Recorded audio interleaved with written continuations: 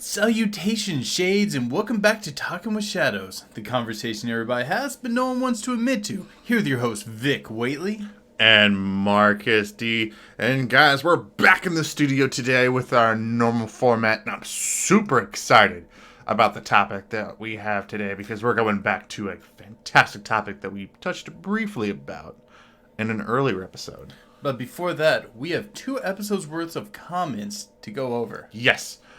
We had an interview in our last episode, so we couldn't go over our comments from me and Vic's mental health and the paranormal video that we did. So we want to go over those and the comments from our interview with our good friend Jimmy.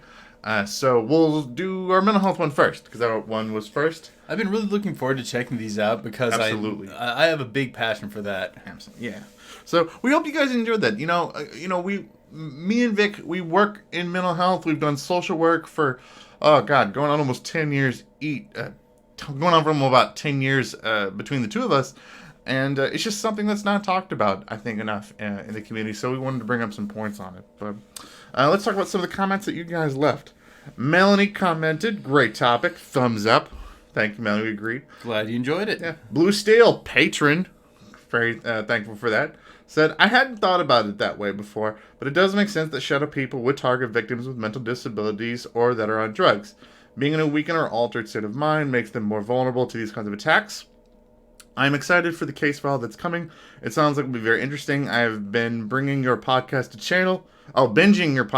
channel, but I'm running out of stuff to listen to, so I'll be eagerly waiting for the next episode. Keep up the good work, guys, and take care of yourselves. Keep listening. We'll get you content as fast as we can make it. As fast as we can put it out, yeah. I've always felt that shadow people have a extremely predatory MO. Like, if you examine it from, like, a social work perspective on their set of behavior, I really, really think they follow the MO very similar to a human predator looking for victims. Yeah, I think a lot of entities even kind of have that predatory-esque mindset. And I think when you do stuff like, do drugs or do stuff that kind of wears you down mentally and physically, I think it's like shooting yourself in the, metaphorical foot, or literal foot in some instances. Oh yeah, especially if they're looking for someone to prey on emotionally. When you're in that sort of exhausted state, it really hinders your ability to keep your emotions in a controlled state. Absolutely.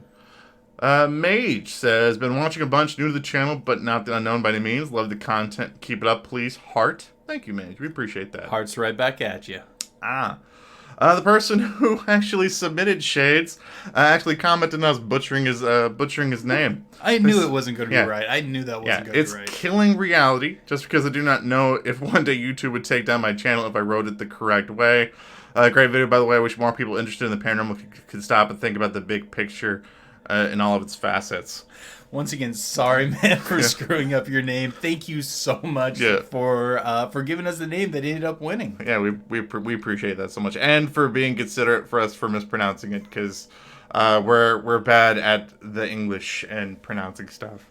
But no, I agree with you. I wish that more people did kind of look at the paranormal through kind of a wider lens. I mean, I think that's what me and Vic try to do in our channel, because a lot of times you would be surprised how often so much in the paranormal that everything just seems connected, and that's why me and Vic take the approach that we do. Yeah, and if you look at the paranormal as a whole and the weird lattice work of logic that you end up creating, you end up in some very odd places with some very peculiar, very, very peculiar implications. We've actually once tried to go into a video where we explored that further, and in the process of doing so, we lost a laptop. Yeah. Oh, yes. Absolutely. It was, I don't think it was kind of coincidence. I wonder if that's kind of when what did we name the Man in Black that we think was assigned to us to watch us? Gary. That's his name. We think maybe that's when Gary got assigned to us and was hot on our tail.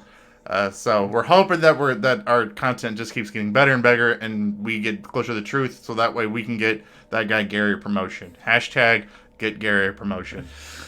But, one day we should actually go back and revisit that topic. I don't want to have to buy another laptop. I edit our content, so I'm a little hesitant. But now we'll try to do it in some way. But we're going to use somebody else's laptop to edit it that time, maybe. L.A. Cujo says, hello, I'm a new fan. I want to share that I used to see shadow people on a regular basis, and it was one of the most intense moments of my life. L.A. Cujo, you are not alone in that. So many people, when they see shadow people, it is a truly intense experience. And I don't even think that we didn't even really get too deep into other stuff on shadow people, like if they wear clothes or if they have glowing eyes and how much worse some of those experiences can be. I guess you could go back to our very first video we ever put up where we talked about shadow people, and we were both terrible. It was so bad. I was trying so hard to be edgy while I was talking, and Vic was laying too much into that thick country accent. I truthfully do not recommend going back and watching that video. Yeah, the content is good, the quality is not. We've come a ways in 5 years.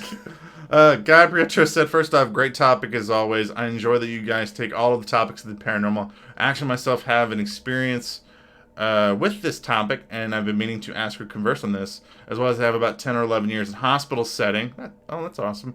And watching speak with thousands of people on site holds. I think he meant wards, but I'm not sure. I was a security guard at a major hospital up until last year, and actually I agree with your points and believe that there is validity to some claims. But this has also caused me to approach most stories with caution due to watching people blatantly lie or experience hallucinations. Meth is a huge out here as well, so I have talked to, calmed, and on more occasion than I can count, restrained about 1 million drug addicts. So have we. I believe that taking drugs and or alcohol to the extent of abuse, which allows one to be open to the perceived degree of paranormal. I myself have only experienced a few things, and I'm ashamed to admit I did abuse drugs and alcohol early on in my childhood.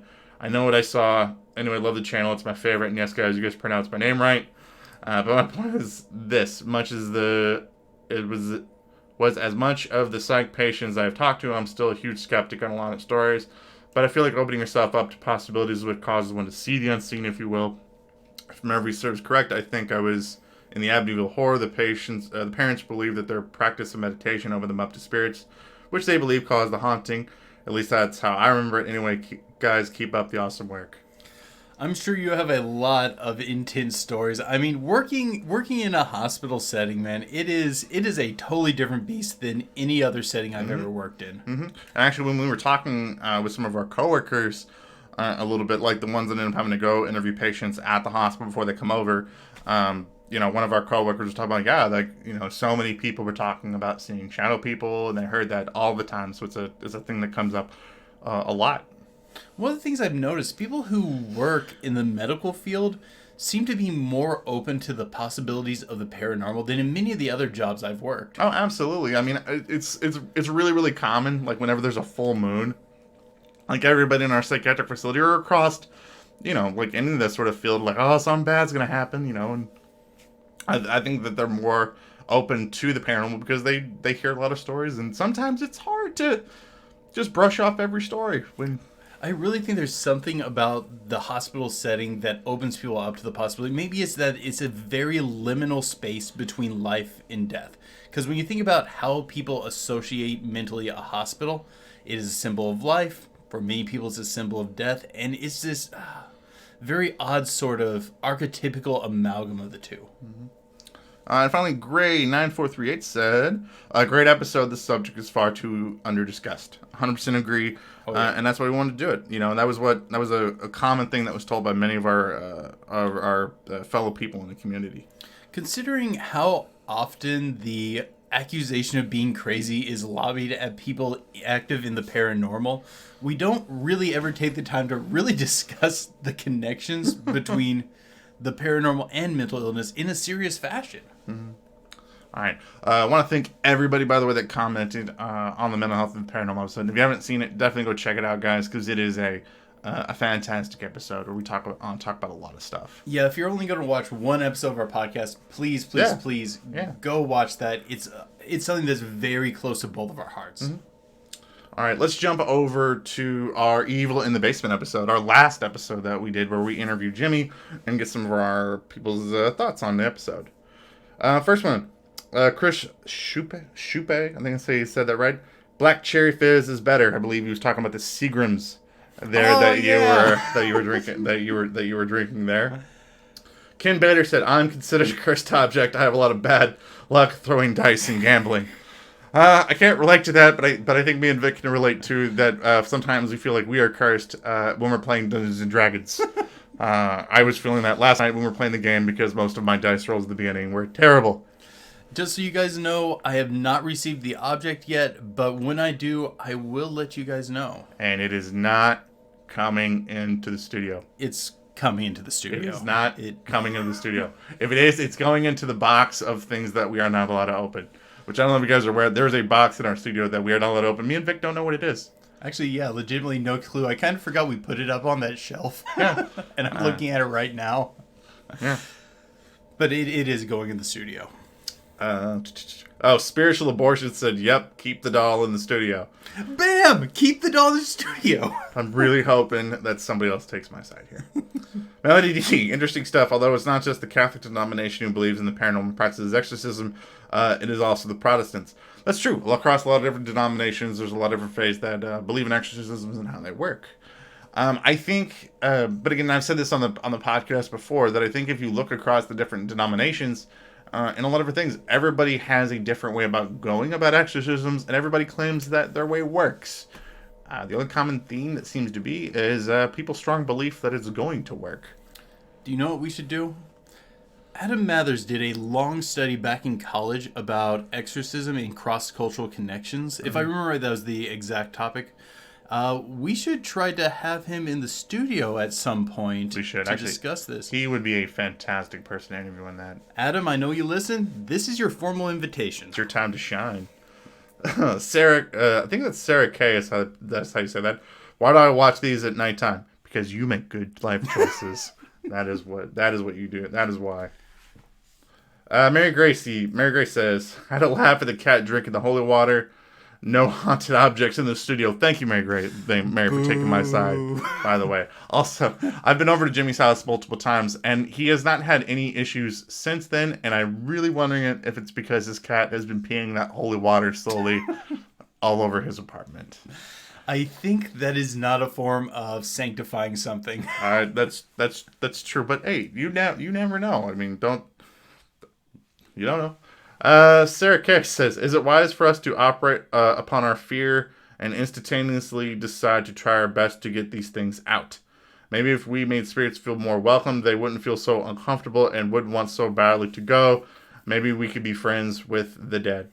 Yeah, I've actually heard a lot on this subject. Like, the people who are involved in the Hilliard Project, they also run a traveling kind of museum of the occult. And they're very big into that sort of viewpoint. I always try to leave myself open to the possibility that they could be friendly, but I do not assume that's the case. I have a very skeptical nature when it comes to, are they friendly? I try not to be openly antagonistic, but I think the friendliest I can get is skeptical. No! Not for me. No. Now, we might just be curmudgeons, but I appreciate the fresh perspective on it, though. No, I do get it. The thought is there, maybe if we're nicer, maybe they'll be nicer to us. I don't like the idea of welcoming something I truly don't understand into my house. And, I have the policy of I'm generally welcoming to everybody, but everybody's going to be out by 10 o'clock so I can go to sleep. Lashane says, notification squad, time for my daily dose of talking with shadows and gaming. Awesome. Hope we make your gaming experience a lot better. Let us know what you're playing. Yeah. Please let us know what we're playing. Blue Steel, when you put milk in the bowl before the cereal, yep, he's possessed. Normal people put the cereal in first. Damn straight. As do I. That is normal. And cool kids eat cereal out of a cup. Yeah. Creepy California says, sounds like his ex knew what she was doing, she planned on leaving a spirit or demon behind to mess with him. 100% believe that she was not a nice person, so I do believe that she was probably trying to do something bad. I never met her, but that's a serious dick move right there. I didn't either, but probably from everything you told me that it sounds like to me that she probably was just being irresponsible. All right, that is all of the comments for both of our episodes. Sorry for the long session there. Yeah, but we wanted to make sure that we always appreciate the time that you guys take to listen to our content. If you guys post stuff, or if you guys have questions, your thoughts on it, always post it because we'll respond to it. I think one of the biggest problems of the paranormal is there is not enough of an open dialogue and discussion between everybody, and I think this helps bridge that. I really do. So that's why. Well, let's bust out some drinks and get settled in. Yes, absolutely. So today, I have been wonderfully blessed with drinking some Recordalig today. We're lucky that Ellie doesn't actually listen to these. Oh yeah, very we're not often, Ellie. These cool. are actually Ellie's. Yes. So no one tell her. And I've got a sour beer here. I'm not going to get the name right, but it's like Crick des Jacobins. Although there's a nice smiling monk on there, that sounds like an angry name for a beer. But I just absolutely adore these sour beers. That is. They're good. They're good. It sounds like. Do not sound. Sorry. Sour beers taste like a melted warhead that was left out for days, and then you put in your fridge to like cool it off. Yeah, it's like warheads, which are great, and beer, which is insanely great. Anyway. All right. Cheers to you guys. Absolutely. Oh, that is so delicious. You might like this one a little more. It's a little less tart. No. No.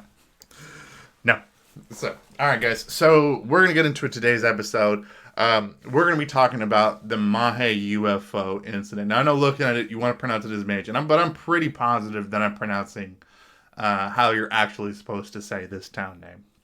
So I know that we touched on this episode. Oh gosh, it actually probably was in May. Probably actually when we did this, because I want to say because we were talking about this shortly after this UFO incident came out. Yeah, you had caught onto this story very early, and you've been kind of chasing down the leads ever since. I'm really looking forward to seeing what all you found. Yeah, and I remember back in that episode, I touched briefly on kind of the specifics, and we're going to go over them again, so don't worry. And I was watching it, and I said we were going to come back to this to let you guys know what's playing out, but it's so dense. This is a dense topic, and there's so much information that's out there, and there's so much on it that I wanted to make sure that I had enough time to digest all of this to try to figure out what was the best angle to come about at this story. Okay, because honestly, if you guys are not familiar with the Mage UFO incident, it is probably the only other UFO incident that I can even compare it to is the Phoenix Lights, probably back in the 90s.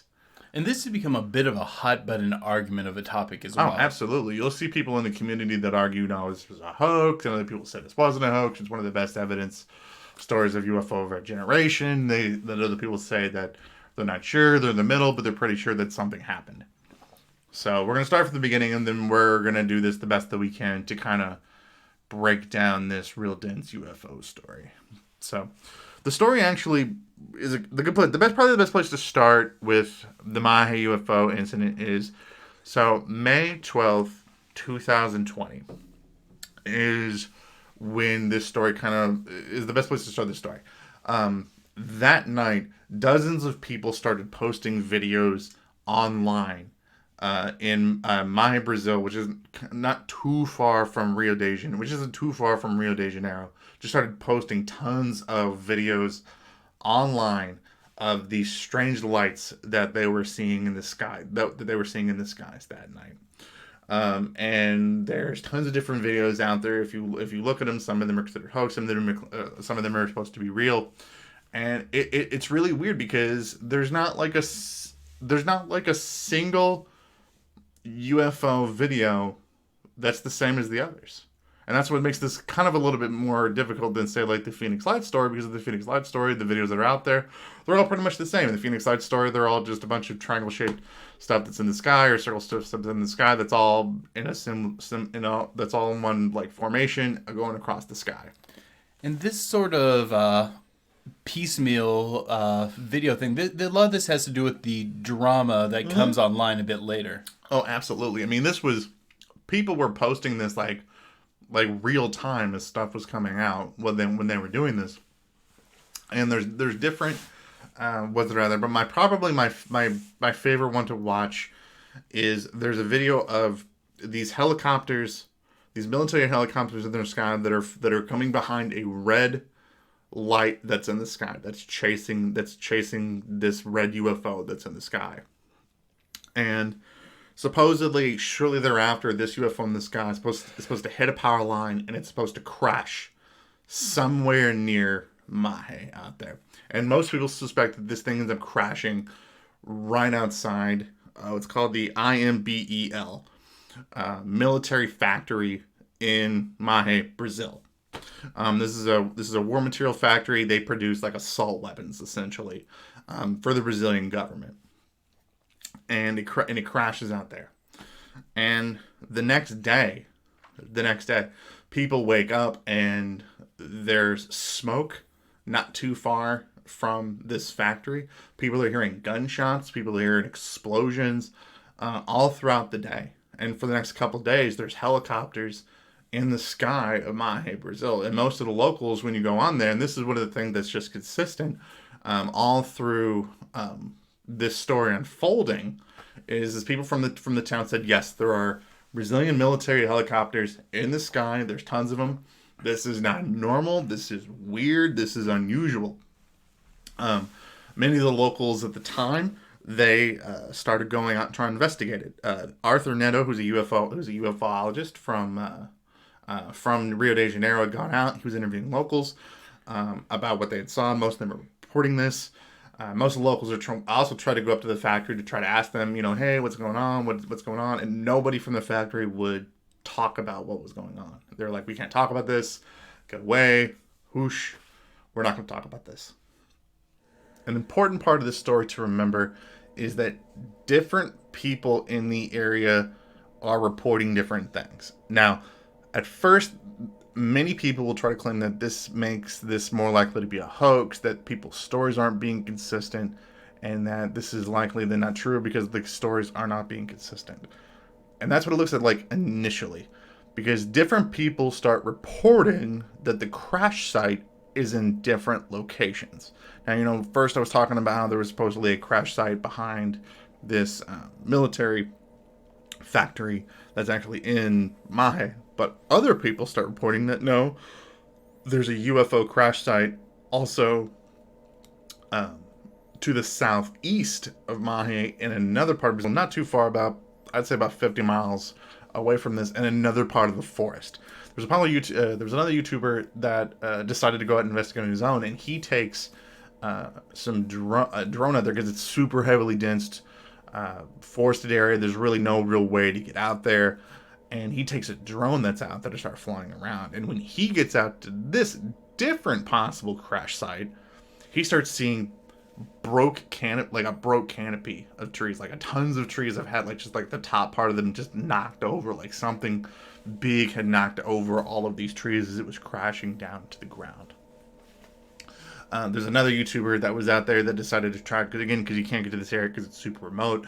He decides to go parasailing, and he's parasailing on the ground. And I watched this video, and again, I don't know what the guy's legit saying, but he ends up zooming in part of the area, and again, you can see the broken canopy of trees as he's flying around over there. And it's just so bizarre. So I know that something likely big had to have broken these. I don't think that they're just some obese jaguar that walked up into these trees and just took a rest and then broke a bunch of these trees or something like that. Okay, Marcus, I'm going to have to stop you here because we're going through a lot of information and it's getting hard to process. So, there are multiple crash sites at this point. Yes. And there's physical evidence to imply that both are legitimate. Yes.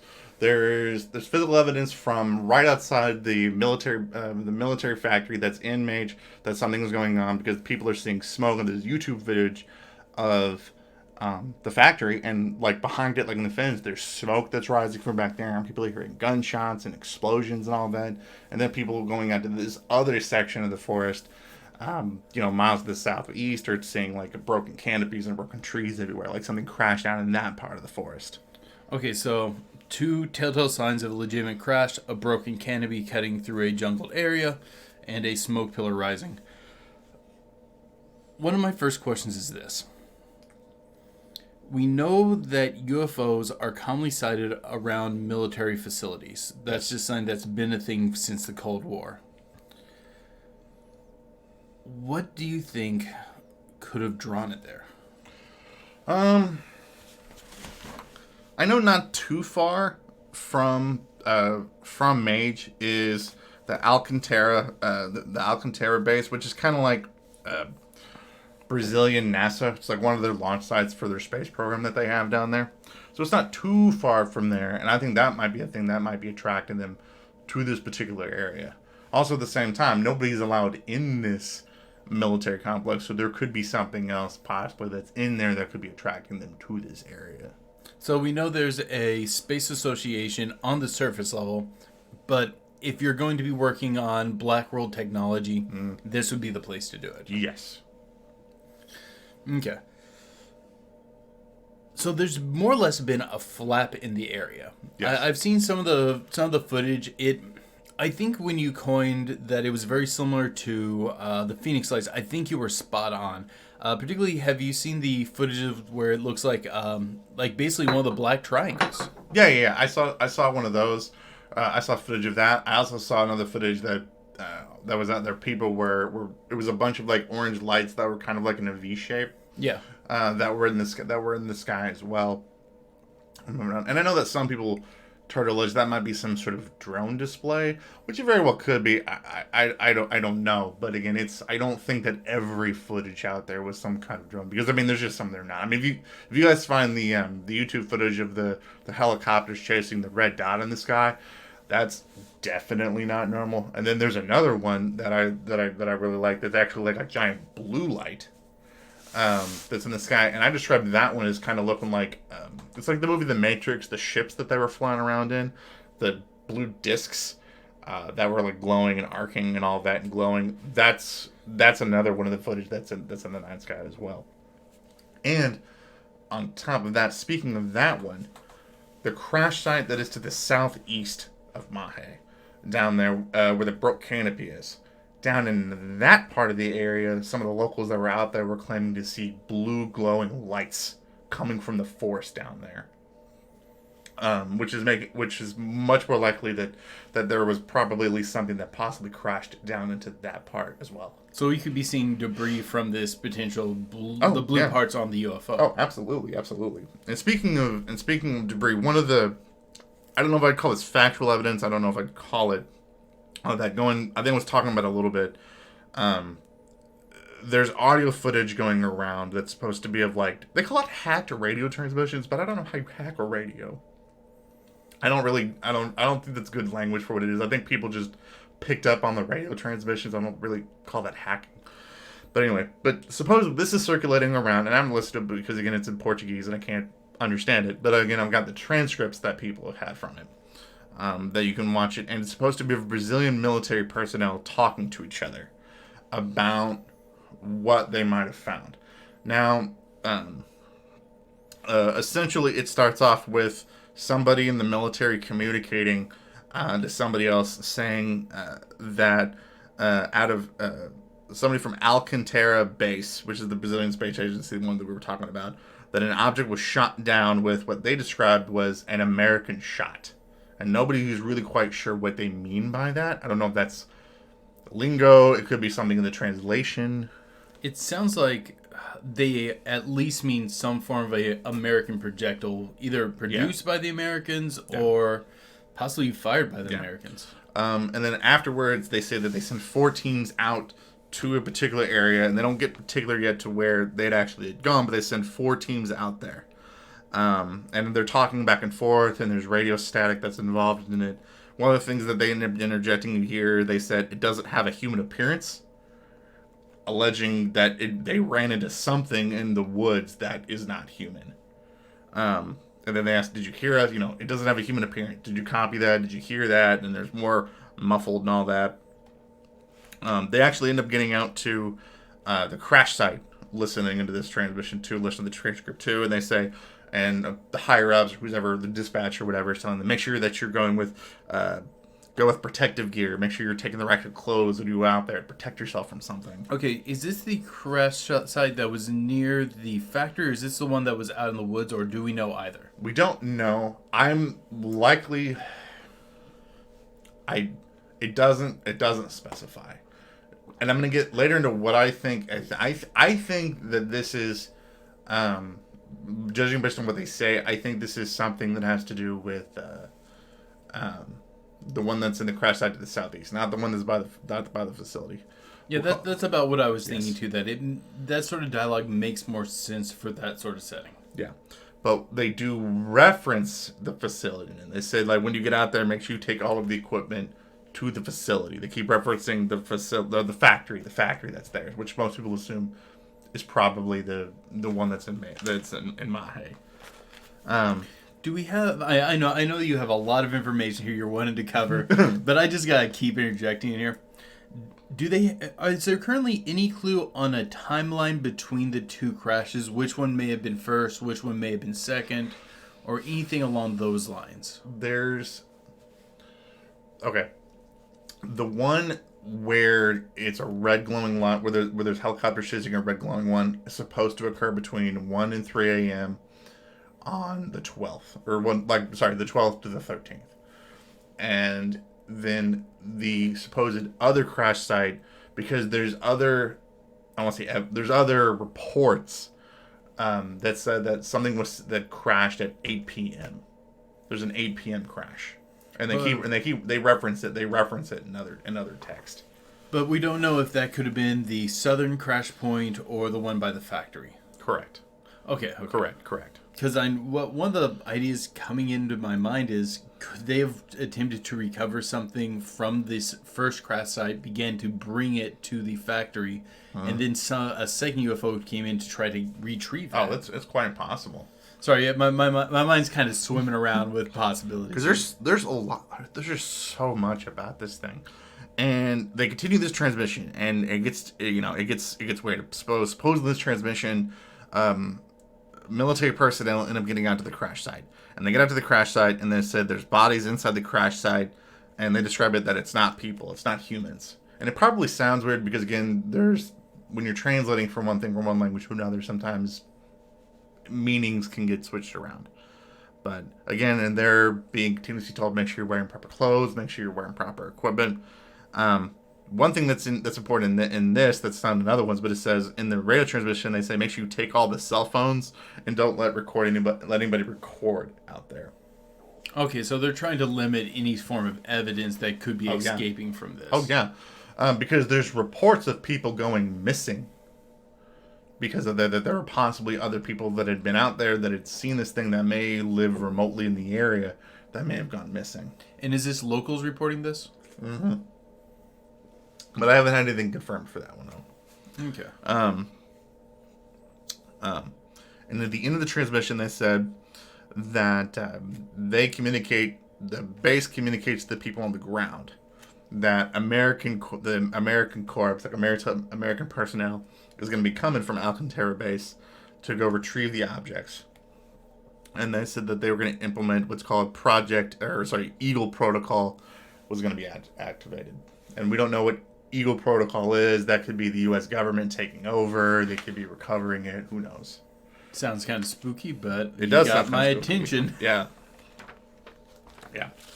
And that's and I know that some people are probably saying, oh wait, why would Americans be getting involved in this? Why would they be getting involved in recovering down? I'm pretty sure I know that one. Oh, I do too. Yeah, but I mean, they want that technology. Absolutely, and this isn't the first time that it's been alleged. This has not been the first time that other countries have called upon the United States to recover downed UFO spacecraft. Like when we were doing our Project Moondust video on our YouTube channel.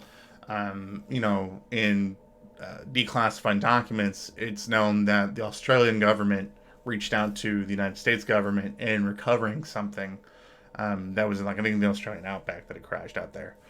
That it crashed out there as well.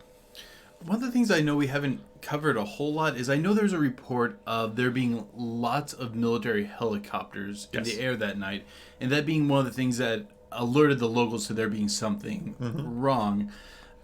Has there been like much footage on exactly how much air traffic was in the area? I didn't see anything on that. Most of the stuff that I saw were people that were trying to go up and talk to the factory that's there. You know, they go up to try to talk to the factory and interview the people that are there. Most of the time they get turned away. They say, we're not going to talk. We can't talk. Go away. They get that sort of thing. Okay. Are there any like eyewitness reports saying about what I know? Like one of the people said something along the lines of, like, this isn't normal for there to be this much. Have you read anything about there being like including how many helicopters we might be talking about? I didn't get anything on like a specific number. I just knew that most of the locals had said that there was just an increased military presence that was in the area. Which I believe at the end of the day that there probably was some sort of military maneuvers that occurred that night. Now, to the extent of how, you know, terrestrial is it? You know, that's the question, because that's where things start getting kind of weird.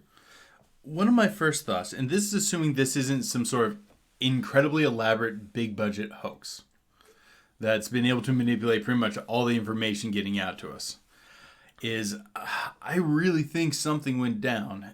For there to be a ton of military presence just moving around the area enough to disturb the local behavior, I think that implies something happened. Something happened, that it was either an exercise or somebody having to kind of throw a rock into the hornet's nest to get them all buzzing around. Well, the factory itself puts on it was either on their website or they put out this statement saying that, oh, this was in celebration of like our 212th anniversary of our company's anniversary, and that was the result of these pyrotechnics. That was the cause of these pyrotechnics. But it really kind of gives it that V for Vendetta feel, like right after V blows up the Old Bailey, and the next day on the news they're like, well, they want to come up with like that shill of an answer, and they're just like, well, the people want to give the Old Bailey a proper send off, and you know, then there's an explosion with fireworks in the background, and it just doesn't seem reasonable or logical that they would be doing something really late at night and shooting off guns and helicopters flying around. Okay, it's pretty easy to tell when someone shoots off a firework, which I'm assuming that's what they're trying to imply is, oh, we were just shooting off like fireworks in celebration. Particularly when a large company does it, they usually, you know, they don't pay for the ones that spark and pop on the ground. They pay for the ones that shoot in the air and explode, and everyone can tell what it is because it's a big orb of sparkling green light. Yeah. And they're not going to move around, and there's no need to send a helicopter to chase them. Like, beyond that, why would there be, if they're having this celebration, why would there also be at the same time that many more helicopters in the air? Okay. So what it could be was that they were doing some sort of a military exercise and there was a malfunction. There was an accident. And now they're trying to cover it up because they don't want to be embarrassed because there was some sort of an accident. And I get now that is a more viable possibility. I definitely don't believe that. I think that something more shady went down than that, but that's at least a plausible lie there. Mm-hmm. Beyond that, I think 2 or 3 extra helicopters is not going to cause a disruption big enough to alert the local people there. I think it has to be something bigger than that. Beyond that, people were reporting hearing gunshots. For most people who are used to hearing gunshots, after you're used to recognizing it, you don't really confuse them that easily with fireworks. Mm-hmm. I think that this might be a flimsy lie, but it leads me to a better point. These shots were coming from the area of the factory, right? Yes. What the hell would be causing a firefight there? That's one of my big questions now, is why would there be a firefight there? Uh-huh. So that could be the result of what people allege was what might have been in the craft. Where a lot of people believe that there were alien bodies that were recovered from the crash. Now, at the point where people are hearing it outside the factory, though, that meant the firefight would have had to have been outside, though, right? Yeah. So this, if I'm reading your theory right, and correct me if I'm not reading it right, they've recovered these bodies. They're bringing them to this military factory for presumably to secure them until they can move them to a better location. Oh. In the process of bringing them in, somehow they get loose, escape, or cause some other form of disruption that requires a military force then to put down. Correct. So that leads us to them probably where we talk about the leaked anonymous letter from a Brazilian government Okay, agent. you've got my attention, but I'm not ready yet. I'm not Okay. ready. I feel like if you are a military force and you are moving a extraterrestrial biological organism, I feel like you secure the shit out of that. You make sure that thing is locked up tight. I'm almost wondering if it wasn't the ones that they're actually brought back, particularly considering, assuming they don't have some way of protecting themselves, a crash is going to do serious trauma to a biological organism. I almost wonder if this was a team of, if we're assuming they're extraterrestrials, trying to recover the bodies before they're detained. So circulating on YouTube, and you can listen to this. Supposedly there was a Brazilian military officer that was at a bar, and he was talking essentially kind of like hush hush to somebody else, and somebody was nearby, and somebody started recording what he was saying without his knowledge. This is also circulating around here, and in this guy, what he's communicating and talking about, what he says. As he says that the crashed UFO, it's not like a saucer shape, what he says. And this dude's super traumatized and he's heavily drinking. He says what it actually looked like was like droplet shaped. So think like the Kecksburg UFO, that kind of like teardrop-esque shape. Or, like what our, modular, like what our spacecraft look like when they crash land too. It makes it easier for them to absorb the heat when they're coming down. There's actually teardrop shaped. And no problem. And when it crashed, it was glowing blue, and it actually could change shape. And it crashed and was able to change shape. And what happened is the gunshots that people hear was essentially the Brazilian government shooting this craft when it started glowing blue, which is what people were alleging at the crash site that's southeast of Mahe down there in the woods down there with the broke canopy and all that is. That's probably where this occurred. So it sounds like if this part's to be believed, and I know you have more to say. But oh, no, you're fine. If this part is to be believed, it sounds like you have two very similar objects at two separate sites. Mm-hmm. But something you said struck a chord with me. What? You talked about comparing it to like our landers. Right. And I think I brought this up too back when we discussed Kecksburg, but that sort of design is very efficient for a vehicle that is intended to descend as a drop. Mm-hmm. That this is something that you're intending to release and allow it to fall, and the shape is designed to absorb the impact and keep whatever's inside intact / alive. Correct. If we're talking about this as being some form of drop pod, that would mean this wasn't a crash. That means this was probably whatever force was doing this had intentionally released this with the intent for it to fall. Well, what could have happened is, again, if you look at the different footages of the different UFOs on that night, there's the footage of the helicopters chasing a red glowing object at like 1 o'clock, 3 o'clock in the morning. But there's also earlier in the day, or be earlier in the day, or be earlier that morning, of at 8 p.m. Because again, I don't know if it's really confirmed if it's 8 p.m. on the 13th or on the 12th or whatever. But like, then there's this blue UFO that's seen in the sky, and then there's this crash that's in the southeast of Maya, and it's glowing blue down there. Maybe what happened was they were shooting it, and then an escape pod popped off, and now they recovered the escape pod. I could buy that. Mm-hmm. I could also see it that this was part of a bigger plan where they were releasing something down to the surface? Okay. I'm going to go a little off topic here. Think back to when we researched the Flatwoods Monster. Yes. Think about the odd sort of thing that it was riding in, like that lower half of its body, the mechanical part. Mm-hmm. I've always felt that looked like a lander or a drop pod or something. And there were sightings of a like falling star meteorite or maybe a UFO crash, but nothing, no debris was found. But it did look like it was inside of a mechanical suit that was intended to be dropped. Right. I almost wonder if this was an escape pod, but part of a bigger plan. Mm-hmm. And it could be, but we've been going for a while, and it might be time that we need to start wrapping up into our final thoughts. But there's still more to talk about. There's still more to talk about that. And we're going to end up pushing this sign off into our Pillow Talk segment.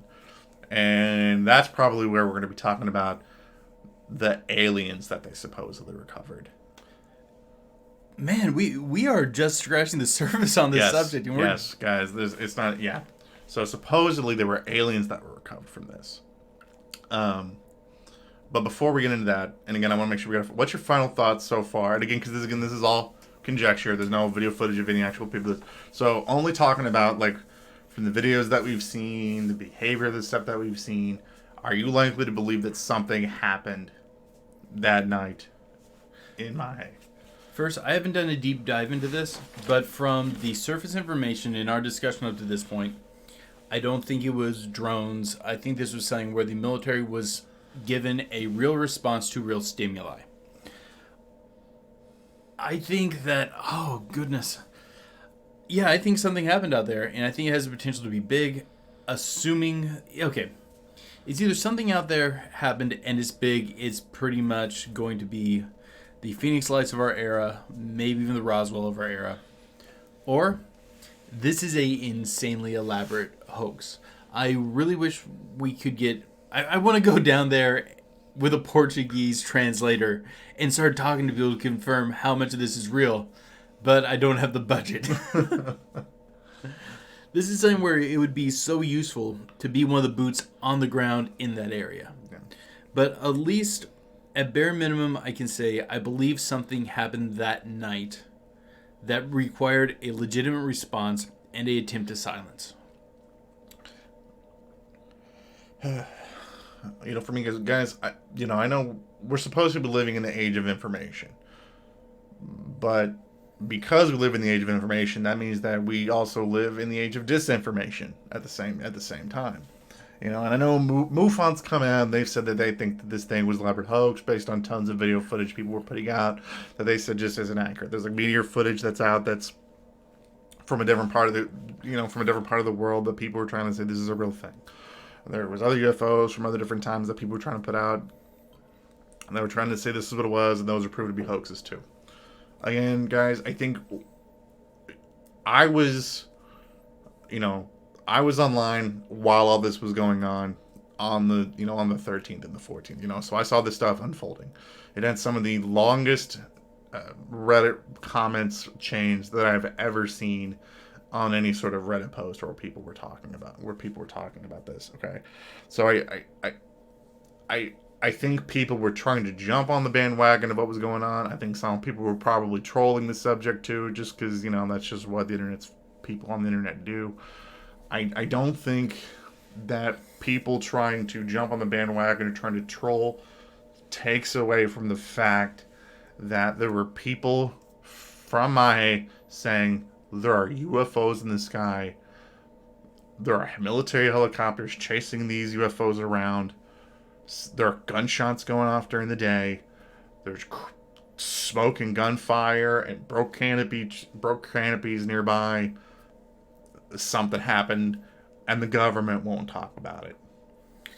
I know I'm going to push this episode even longer, but I feel like we have to talk about at least a little bit.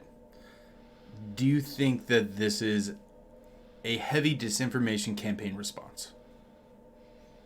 Do I think... Like, basically, as soon as it started to hit Reddit, it started to explode across the information, or across the internet, that immediately groups moved in to suppress the spread of this information and begin discrediting the information that had already leaked. So think back like and I hate referencing the movie because this movie's terrible.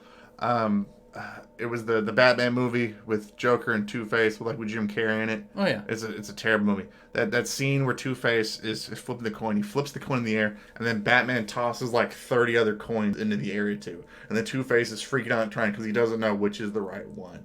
That's the analogy that I go with this, because what happens is there's legit information that's going up, and then people are tossing up tons of disinformation at the same time, and then nobody knows what's the real thing to grab at.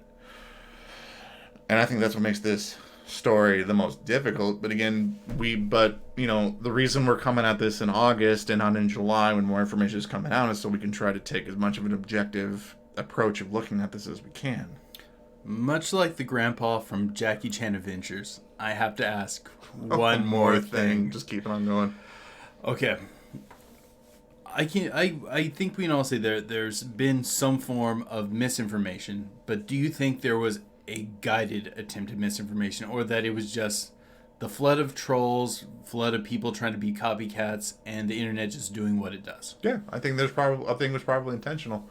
Yeah, I think you'd have to be. I think in an age in which the United States government and just other governments don't want this information coming out, you'd have to. You'd have to have people that are throwing out so much information in order for people to not know what's accurate and stuff like that. So, yeah, I don't think you'd have to have that as a contingency plan. I think if you're a government agency trying to cover all this up. I've always felt that the powers that be probably already have people embedded in the internet groups they need to be in. Major UFO groups like Reddit, where they talk about this, or they basically the places where you're going to assume that the information is going to be leaked at. Yeah. Why not already have the agents embedded in there so they're long-time respected individuals in the community? Dude, if anybody here is listening to this that follows some of the posts on Reddit where this was exploding, like in our UFOs or EVEs and things like that, people were at each other's throats, calling people government shills, disinformation spreaders, trolls. I mean, people were claiming their stuff was being removed. I mean, it was vicious in the comments section when all this was going on.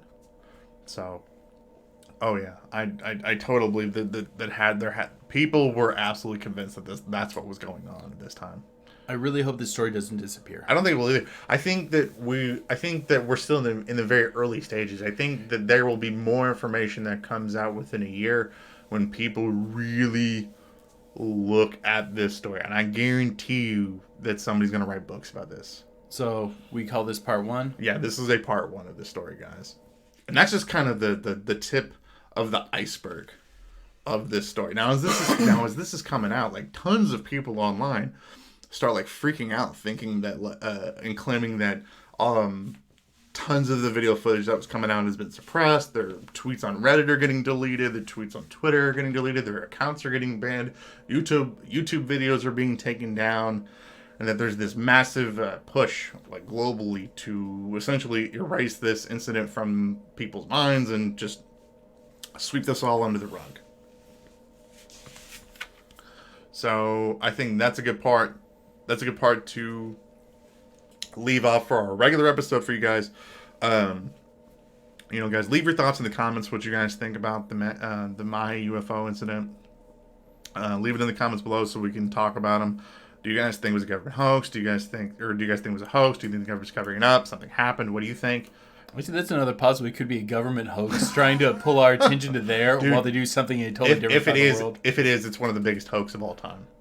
I mean, I'm absolutely convinced of that. But for now, guys, keep believing. Because we'll keep listening. Yeah. All right, so now we'll talk section. Okay, you have promised me. Yes. You have promised me information on these extraterrestrials. Yes. I'm wanting details. I want numbers of fingers. I want everything. Yeah. Give me everything. I think this would be Pillow Talk segment is I think a good part where we talk about the alien aspect of this story. So If you guys want the rest of this episode, just make sure you guys go over to our Patreon and sign up for it. Then you can get the rest of this episode. So, okay. Yes. Sign up for Patreon. Now give me the details. Well, we'll make sure I get that out so people are just confused why we trail off. So, all right. So 6 days after the Mage UFO incident goes down, okay, a letter starts circulating around Twitter where a gentleman that's going by the name of EB puts out a letter. EB claims that he is a Brazilian government employee and that he can't hold on to this information anymore. He needs to get the truth out. He's like, the world needs to know what happened.